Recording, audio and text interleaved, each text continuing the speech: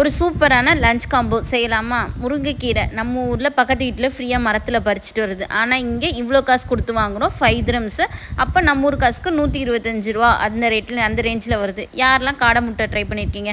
First time நான் இந்த time தான் வாங்கிட்டு வந்திருக்கேன். இது வந்து 10 திரம்ஸ் கிட்ட வந்துச்சு. ஃபஸ்ட்டு அதை வந்து வேக வச்சுட்டு, அவ்வளோ காசு கொடுத்து வாங்குகிற கீரை அப்படின்னு சொல்லிட்டு அப்படியே ஒதுக்கிறது. ஸோ வந்து என்ன பண்ணுவேன்னா, எது எதில் ஆட் பண்ண முடியுமோ அப்படிலாம் ஆட் பண்ணிடுறது. வடை, அதுக்கப்புறம் அடை தோசை, அப்படி சாம்பாரில் எல்லாம். இன்றைக்கி ஒரு சூப்பரான சாம்பார் தான் வைக்க போகிறோம்.